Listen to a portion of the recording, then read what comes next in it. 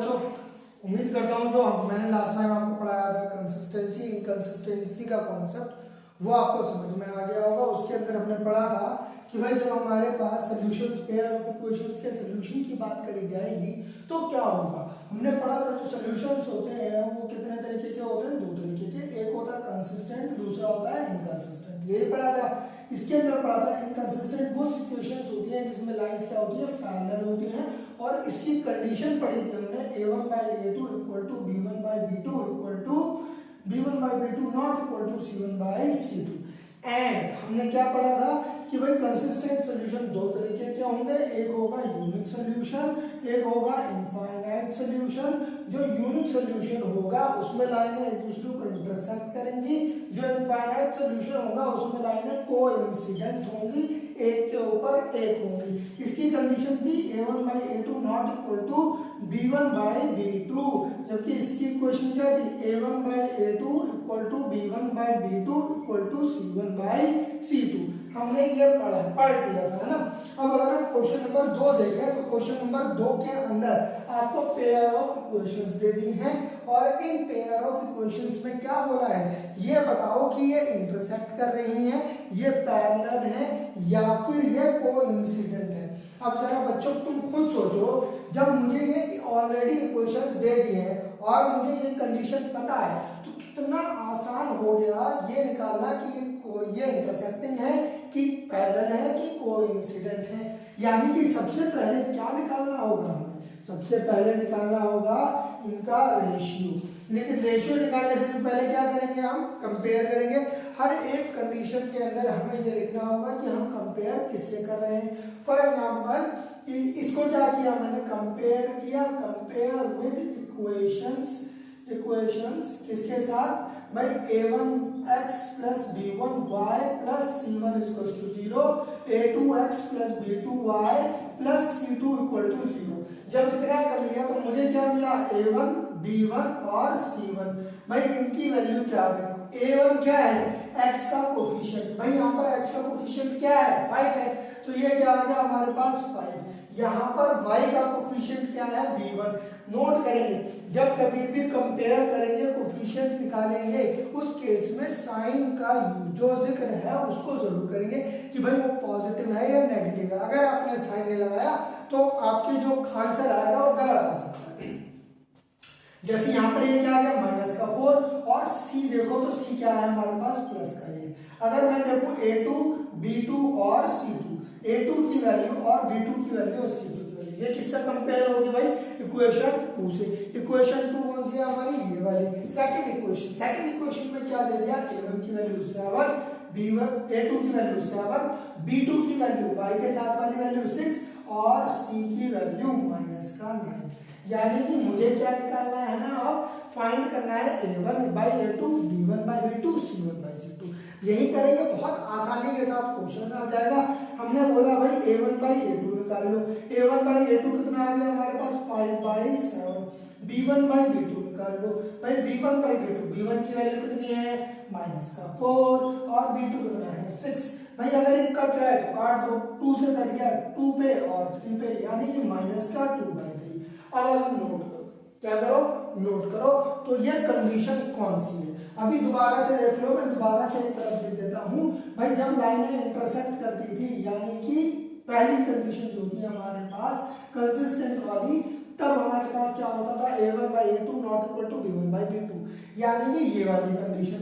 और इसके अलावा क्या था हमारे पास, a1/a2 equal to b1/b2 not equal to c1/c2। ये कंडीशन क्या थी, जिसमें लाइनें पैरेलल थी, कोई सॉल्यूशन एग्जिस्ट नहीं करता था।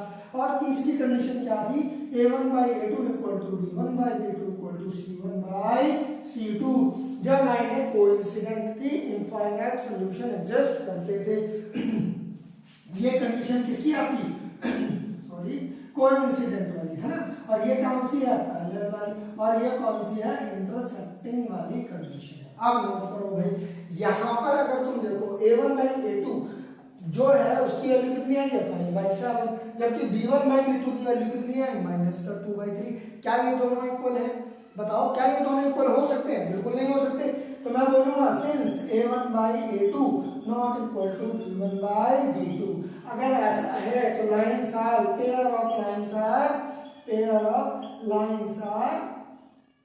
भाई उसने पूछा था इंटरसेक्ट कर रही है या नहीं कर रही है, इंटरसेक्टिंग, वो इंटरसेक्ट कर रही है, इंटरसेक्ट कर रही है एक पर्टिकुलर पॉइंट पर।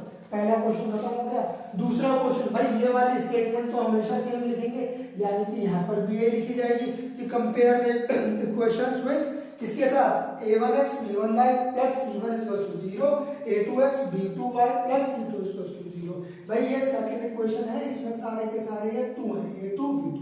अगर ऐसा हुआ तो देखो इसका कंपेयर किया किसके साथ, a1 b1 c1, यहां से निकाल लिया, a1 की वैल्यू 9 आ गई, इसकी वैल्यू 3 आ गई, इसकी वैल्यू 12 आ गई। ठीक है, अगर मैं बात कर रहा हूँ इसकी, यानी यहाँ से क्या निकलेगा, a2 b2 c2, a2 b2 c2 कितना आया भाई, a2 की वैल्यू 18 आ गई, b2 की वैल्यू 6 आ गई, और a2 c2 की वैल्यू क्या आ गई, 24। यहाँ से हमारे पास जब वैल्यूज आ गई तो अब क्या करेंगे, रेशियो निकालेंगे। भाई रेशियो निकाल लिया, a1 by a2, b1 by b2 और c1 by c2। यहाँ पर अगर रेशियो निकाला तो इन दोनों का रेशियो देखो 9/18। भाई a1 कितना था 9, a2 कितना था 18, वैल्यू पुट कर दी काट दिया, वैल्यू कितना आ गई 1/2। यहाँ पर अगर नोट करो तो b1 की वैल्यू कितनी है 3, b2 की वैल्यू कितनी है 6, दोनों को काट दिया, वैल्यू कितनी आ गई 1/2। अगर तुम इसमें नोट करो तो ये कितना था 12 और ये कितना था हमारे पास 24, इनको भी काट दिया तो वैल्यू कितनी आ गई 1/2। अब नोट करो क्या ratio a1 by a2, b1 by b2, c1 by c2 तीनों में सेम है कि नहीं है, बिल्कुल सेम है, 1/2 1/2 1/2। अगर ये तीनों सेम है तो कौन सी कंडीशन फुलफिल हो गई, कोइंसिडेंट वाली, यानी कि लाइन क्या सी है, कोइंसिडेंट है, एक के ऊपर एक है। सेम चीज यहाँ पर लिख देंगे भाई, कंसिस्टेंस लिखेंगे a1 by a2 equal to b1 by b2 equal to c1 by c2। इसके बाद लिख देंगे therefore lines are coincident to each other। अगर हम थर्ड क्वेश्चन देखें भाई, इसके अंदर भी सेम चीज लिखी जाएगी, कंपेयर किया जाएगा किसके साथ, a1x b1y plus c1 equals to 0, a2x b2y plus c2 equals to 0।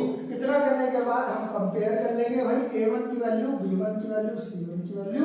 यहाँ से a1 देखोगे 6 आ गया, b मैंने बोला था साइन के साथ बोलना है दोस्त, यहाँ पर अगर तुम देखो तो माइनस बैठा हुआ तो माइनस के साथ बोलना पड़ेगा, कितना आ गया -3 और यहाँ से +10। भाई साथ साथ बोलते रहो, तुम भी जब नोट कर रहे हो ऑब्जर्व करो तो कोशिश करो आगे वाली वैल्यू बोलने की। जैसे अब मैं a2 b2 c2 लिख रहा हूँ तो आप a2 b2 c2 नोट कर लो, कितना आ गया भाई, a2 क्या है x के साथ वाली वैल्यू ये आ गया, b2 कितना है y के साथ वाली वैल्यू -1 आ गया, c2 कितना है 9, c के कांस्टेंट हमारे पास नंबर बेसिकली वो कितना आ गया हमारे पास 9 आ गया। अब क्या करते हैं, हमेशा की तरह a1 by b1 c1 by c2 और b1 by b2 की वैल्यू का रेशियो निकाल लिया। इन दोनों का रेशियो निकाला भाई, देखो 6/2 काट दिया, वैल्यू कितनी आ गई 3। इन दोनों का रेशियो निकाला, -3 -1 भाई दोनों में साइन लगाया, माइनस से माइनस कट जाएगा, वैल्यू कितनी आ गई 3। अगर तुम यहाँ पे देखो तो c1 की वैल्यू 10 और इसकी वैल्यू 9, तो ये क्या आ गया 10/9। अब नोट करो क्या a1 by a2, b1 by b2, c1 by 2 सारे इक्वल है क्या, बिल्कुल नहीं है, जबकि दो वैल्यू इक्वल है, थर्ड वैल्यू इक्वल नहीं है। दो वैल्यू इक्वल है, a1 by a2, b1 by b2 equal है, जबकि third value c1 by c2 equal नहीं है। यहां से तो हमारे पास सॉल्यूशन आ गया, तो हम बोलेंगे c1 a1 by a2 equal to b1 by b2 equal to not equal to c1 by c2। Therefore lines are कैसी हो गई भाई, पैरेलल टू ईच अदर। इसी तरीके से ये क्वेश्चन हमारा खत्म हो गया, क्वेश्चन नंबर 2 के जितने भी क्वेश्चन थे हमने डील कर लिया। अब देखिए क्वेश्चन नंबर 3। क्वेश्चन नंबर 3 के अंदर हमारे पास पेयर ऑफ इक्वेशंस दी हुई है, जिसके अंदर इसने आपसे पूछ लिया कि ये बताओ कि ये कंसिस्टेंट है कि इनकंसिस्टेंट है। अगर आप देखो भाई जितना भी कुछ लिखा है बोर्ड पे उसको एक वीडियो पॉज करके लिख लो, खुद से ट्राई करो, खुद से ट्राई करना बहुत जरूरी है, ठीक है। ऐसा नहीं है कि सिर्फ वीडियो देख देख के समझ में आएगा। जितने भी क्वेश्चंस बोर्ड पर हो रहे हैं एनसीईआरटी के या प्रीवियस ईयर के, आप कोशिश करो वो सारे के सारे आप लिखते चलो एक साथ अपने साथ कॉपी में, ठीक है। चलेंगे, ये वाला टॉपिक खत्म हो गया। देखेंगे नेक्स्ट क्वेश्चन। क्वेश्चन नंबर 3 के अंदर हमारे पास पेयर ऑफ इक्वेशंस दे दिए हैं ऑलरेडी। पहला क्वेश्चन क्या दे दिया, 2x + 2y = 5, 2x - 3y = 7। First question है। सेकंड क्वेश्चन क्या है हमारे पास, 2x - 3y = 8, 4x minus 6y equals to 9। Third second question है भाई हमारे पास। इसके बाद क्या आ गया हमारे पास third question. Number of questions लिख लेते हैं एक साथ। इसका फायदा क्या होगा, एक साथ में हम डील कर पाएंगे कि हमारे पास क्वेश्चंस क्या क्या हैं। ठीक है, जो नहीं हो रहे हैं या जो चीज रह गई है उसको आप सेल्फ ट्राई कर लेंगे खुद, क्योंकि इसके 2 क्वेश्चन रह जाएंगे जो आपको खुद ट्राई करने होंगे। देखेंगे भाई पहला क्वेश्चन बड़ा आसान है, हमसे पूछ लिया इसने कि ये सॉल्यूशंस कैसे, ये सॉल्यूशन कंसिस्टेंट है या इनकंसिस्टेंट है, सिंपल सी बात पूछी। अब यानी कि अगर हम देखें तो ये 2 कंडीशन जिसमें सॉल्यूशन एग्जिस्ट करते थे कि ये वाला और ये वाला, दो कंडीशंस होती थी, ये वाली कंडीशन और ये वाली कंडीशन, जहां पर सॉल्यूशंस क्या होते थे, कंसिस्टेंट होते थे। यानी कि अगर ये 2 कंडीशन फुलफिल हो रही है तो वो कंसिस्टेंट है। और थर्ड कंडीशन जिसमें वो पैरेलल होता था, एक दूसरे को कभी नहीं काटता था, C1/C2 नॉट इक्वल टू होता था, उस वाली कंडीशन को क्या बोलते हैं हम, इनकंसिस्टेंट कंडीशन। तो इन कंडीशंस के ऊपर डिस्कस करना है, कुछ नहीं करना। जैसे पहले लिखा था कि भाई कंपेयर करेंगे, हमने क्या बोल दिया, कंपेयर द इक्वेशंस, है ना, क्या है भाई, इक्वेशंस विद किस के साथ, a1x plus b1y plus c1 equals to 0, a2x plus b2y plus c2 equals to 0। ये हमारे पास कंपेयर करने वाला टर्म आ गए जो हमें कंपेयर कर रहे हैं। भाई यहाँ पर कंपेयर करने के लिए क्या करेंगे हम, इधर हम कंपेयर करने वाले हैं। अगर हम नोट करें इससे कंपेयर करें, अच्छा एक और बात नोट करने वाली थी, इससे पहले हम क्या करना था, यहाँ पर अगर हम देखें तो ज्यादातर इक्वेशंस जो हैं वो इस फॉर्म में नहीं है। अगर वो इस फॉर्म में नहीं है तो पहले लेके आ जाते हैं, 2 मिनट लगेंगे। क्या करना है भाई, साइड चेंज करनी है। मैं हमेशा बोलता हूँ जब कभी भी किसी भी इक्वेशन के अंदर टर्म्स को एक साइड से दूसरी साइड लाया जाता है तो वहां पर हमारे जो टर्म्स होते हैं उनके ऑपरेशंस चेंज हो जाते हैं। अगर कोई चीज प्लस में है तो माइनस में हो जाती है, माइनस में है तो प्लस में हो जाती है, मल्टीप्लाई में है तो डिवाइड हो जाती है, डिवाइड में है तो मल्टीप्लाई हो जाती है। अगर तुम नोट करो कि यहाँ पर 5 और 7 है तो सबसे पहले हम दूसरी तरफ लेके आएंगे तो ये क्या हो जाएगा हमारे पास 3x प्लस 2y माइनस का 5 इक्वल्स टू 0, 2x माइनस का 7 माइनस का 3y माइनस का 7 इक्वल्स टू 0। जनरल टर्म में इक्वेशंस कन्वर्ट हो गई है। इसके बाद क्या करना पड़ेगा, सिंपल वही स्टेटमेंट की कंपेयर कर देते हैं। मैं यहाँ पर लिख नहीं रहा हूँ, आप खुद कंपेयर कर लेना भाई, लिख लेना, ये जरूरी पॉइंट है, लिख लेना। लिखना कुछ ऐसा नहीं है कि कुछ छोड़ देंगे भाई, एग्जाम के पॉइंट ऑफ व्यू से पढ़ रहे हैं तो कोशिश करेंगे जितनी भी चीजें हो ना सब लिखते चलेंगे, बहुत इंपॉर्टेंट होता है सारी चीजें लिखना। ठीक है, देखो यहाँ पर हमारे पास कंपेयर किया किससे, कंपेयर किया a1x b1y plus c1 equals to 0, a2x plus b2y plus c2 equals to 0। अगर अब तुम देखो तो यहां से हमारे पास क्या आ गया, a1 b1 c1 और उनकी वैल्यू क्या आ रही है, 3 2 एंड माइनस 5, 3 2 एंड माइनस 5। जबकि यहां से कंपेयर किया तो a2 b2 c2 निकाल लिया, a2 की वैल्यू कितनी आई 2, इसकी वैल्यू आई -3 और इसकी वैल्यू कितनी आई -7। हमने रेशियो निकालना है, नाउ करके रेशियो निकाल लेते हैं भाई। Now a1/a2 equals to 3/2, b1/b2 भाई देख लो वैल्यू कितनी है, b1 की वैल्यू 2 और b2 की वैल्यू कितनी है -3, यानी ये क्या आ गया -2/3। अगर आप देखो तो a1/a2 ऑलरेडी इक्वल नहीं है। जब ये इक्वल नहीं है तो यहां पर क्या लिख दो, a1/a2 not equal to b1/b2। अगर ये नॉट इक्वल वाली कंडीशन हो गई तो यानी कि वो इंटरसेक्ट कर रही है। अगर वो इंटरसेक्ट कर रही है तो सोल्यूशन एग्जिस्ट कर रहा है। अगर सोल्यूशन एग्जिस्ट कर रहा है तो इसका मतलब ये कंसिस्टेंट है। क्या है, कंसिस्टेंट है। तो इसीलिए लिख देंगे therefore solution are consistent, lines are consistent, उनका एक सॉल्यूशन एग्जिस्ट करता है। चलेंगे आगे भाई, यहां पर आ गए सेम चीज, इक्वेशन इस फॉर्म में, स्टैंडर्ड फॉर्म में नहीं है तो क्या किया, शिफ्ट किया। किसको शिफ्ट किया, 8 को शिफ्ट किया और करके लिख दिया।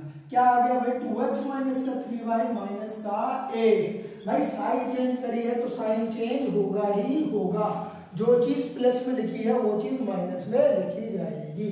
यहाँ पर 8 प्लस का था, दूसरी तरफ आया तो वो माइनस हो गया। यहाँ पर हमारे पास क्या आ गया 4x माइनस का 6y माइनस का 9 इक्वल्स टू 0। अगर आप अब इस इक्वेशन से a1 a2 a1 b1 c1 तीन चीजें निकालेंगे तो निकाल सकते हैं a1 b1 और c1। भाई a1 b1 c1 निकालने से पहले क्या लिखोगे, compare the above equation with दोनों की दोनों ये वाली इक्वेशंस यहाँ पर भी लिखी जाएंगी कि हम कंपेयर कर रहे हैं। भाई स्टेटमेंट जरूर लिखनी है, मैं बार बार बोल रहा हूँ, ऐसा नहीं है कि हम डायरेक्ट सोल्यूशन ले आएंगे। सीबीएसई का मतलब होता है कि उसको प्रॉपर रिप्रेजेंटेशन चाहिए।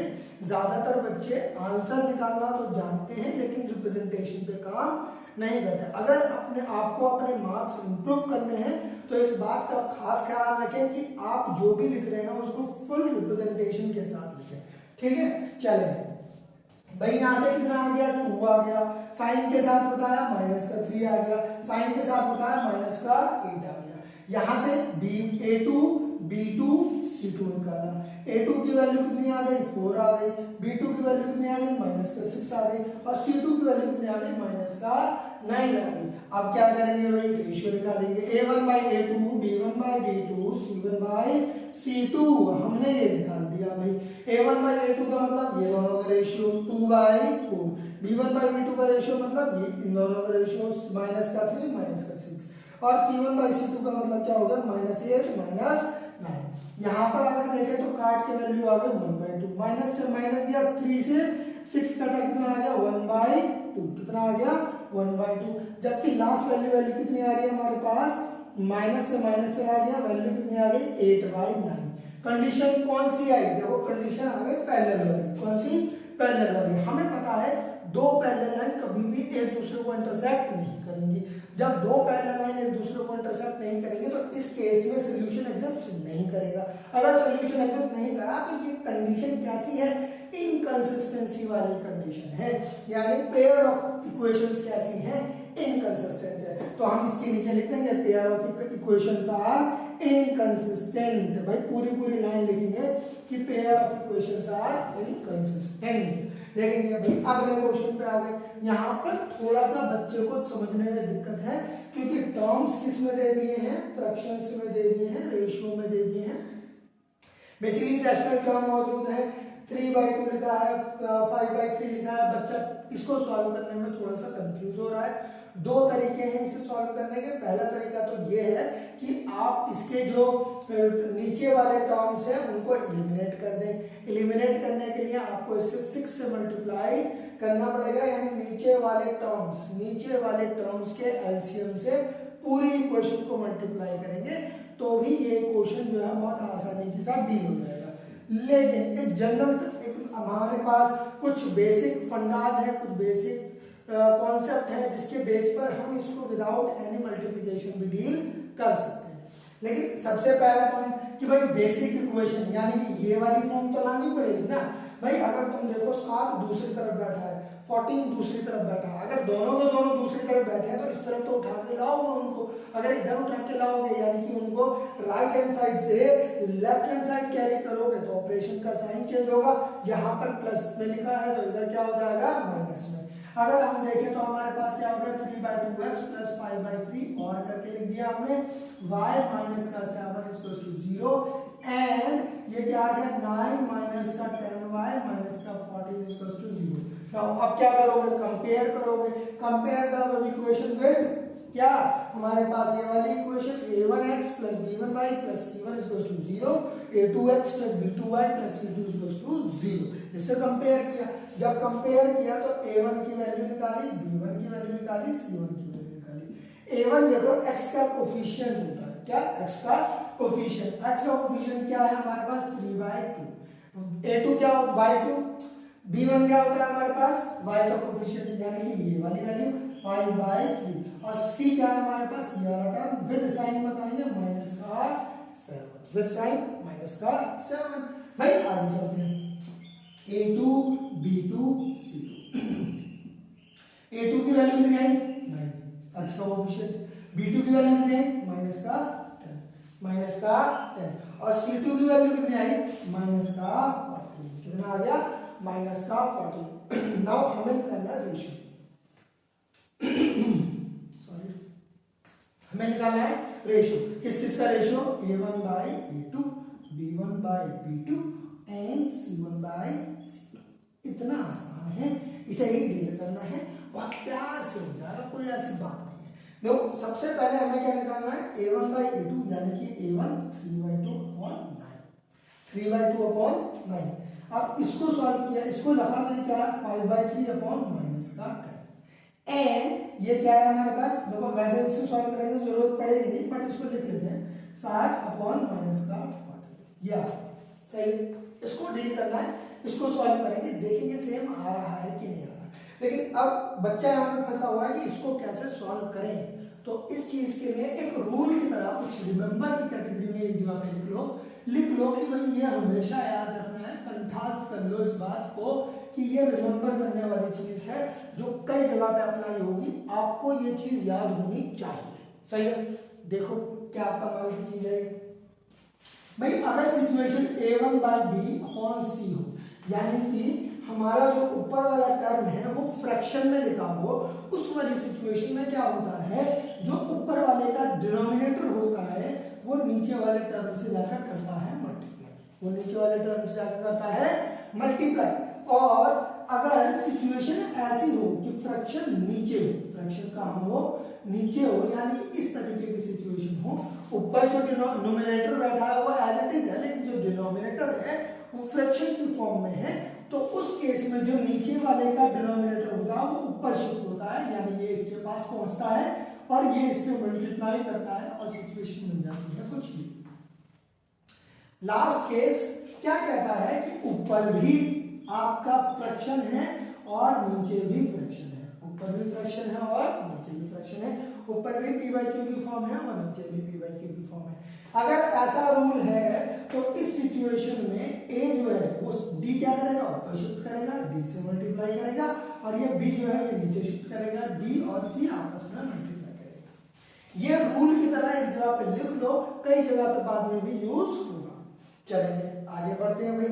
अगर हम देखें तो इन तीन कंडीशन में कौन सी कंडीशन यहाँ पर अप्लाई हो रही है, यहाँ पर अप्लाई हो रही है फर्स्ट वाली कंडीशन, ऊपर फ्रैक्शन है, यहाँ पे भी ऊपर फ्रैक्शन दिख रहा है, यहाँ पर भी ऊपर फ्रैक्शन दिख रहा है। अगर ऊपर फ्रैक्शन है तो इसका मतलब क्या होगा, वो उसका डिनोमिनेटर, ऊपर वाले का जो न्यूमरेटर का जो फ्रैक्शन का जो डिनोमिनेटर है, यानी कि b c से मल्टीप्लाई करेगा। यहाँ पर 3 किससे मल्टीप्लाई करेगा, 9 से मल्टीप्लाई करेगा, तो ये क्या हो जाएगा 3 × 2 × 9, यहाँ पर क्या हो जाएगा 5/3 × 15, इस तरीके से, है ना। इसको तो माइनस से माइनस क्या है, ये कट गया, यानी कि वैल्यू आ गई 1/2। यहाँ पर अगर आप देखो तो 3 × 1 = 3, 3 × 3 = 9, ये कितना आ गया 1/6। और अगर देखो इधर देखोगे तो वैल्यू इधर आ जाएगी 1 और ये आ जाएगा 2, याद है माइनस का 1/6, किसका, माइनस का 1/6। नोट करो ये प्लस का 1/6 आ रहा था और ये माइनस का 1/6 आ रहा था, प्लस की वैल्यू माइनस की वैल्यू के बराबर नहीं हो सकती, यानी कि ये कंडीशन कैसी है, A1/A2 not equal to B1/B2। जब ये ऑलरेडी नॉट इक्वल टू, यानी first A1/A2 not equal to B1/B2 हो गया, तो इसका मतलब ये इंटरसेक्टिंग है। इंटरसेक्टिंग का मतलब हो गया इनका एक सोल्यूशन एग्जिस्ट करता है। अगर एक सोल्यूशन एग्जिस्ट करता है तो इसका मतलब ये कंसिस्टेंट है। कैसे है, पेयर ऑफ इक्वेशन कंसिस्टेंट है, यानी ये वाली पेयर ऑफ इक्वेशन कैसी है, कंसिस्टेंट है। और जबकि ये वाली क्या पढ़ी थी हमने, इस वाले केस में हमारे पास दो इक्वल आ गए थे और एक नॉट इक्वल आया था। अच्छा, इसका हमने ये नहीं लिखा कि क्या कंडीशन है, इसको भी लिख लो सेल्स करके, A1/A2 equal to B1/B2 not equal to C1/C2। ये वाली कंडीशन कैसे आई थी, ये आई थी, लाइनें पैरेलल आई थी, इनकंसिस्टेंट थी। जबकि इस वाली कंडीशन में हमारे पास A1/A2 not equal to B1/B2 था, ये क्या था आपका, इंटरसेक्टिंग था, यानी कि कंसिस्टेंट था। उम्मीद करता हूं ये जो वीडियो बनी है इसके अंदर जब हमने कंसिस्टेंट इनकंसिस्टेंट के क्वेश्चन डील किए हैं एनसीईआरटी से, ये आपको बहुत अच्छे से समझ में आए होंगे। अगर अभी भी कोई दिक्कत हो रही है, नहीं समझ में आ रहा है, या आगे के जो दो बचे हुए क्वेश्चन है ना, अगर आप क्वेश्चन नंबर 4 और क्वेश्चन नंबर 5 देखेंगे तो ये दो बचे हुए क्वेश्चन है, इनको खुद ट्राई करना है, जिसमें एक जगह पर तो ये वाली कंडीशन अप्लाई भी हो रही है, ये भी खुद ट्राई करनी है। अगर इफ इन केस नहीं बनते, क्योंकि आसान क्वेश्चन है यार, इतना मुश्किल नहीं है, देखो ट्राई तो करना पड़ेगा, ऐसा नहीं है कि सारे सारे क्वेश्चन टीचर करा दे, कुछ तो क्वेश्चन तुम्हें खुद ट्राई करने पड़ेंगे। सेल्फ ट्राई करो, समझ में ना आए तो पूछो, बात है सेल्फ ट्राई करने की, ठीक है। उम्मीद करता हूँ जितने भी क्वेश्चन आज पढ़ाए सारे के सारे आपको समझ में आए होंगे। होप आप खुद सेल्फ प्रैक्टिस करेंगे और ज्यादा से ज्यादा सीखने की कोशिश करेंगे। पढ़ते रहिए, ख्याल रखिए, टेक केयर, बाय बाय।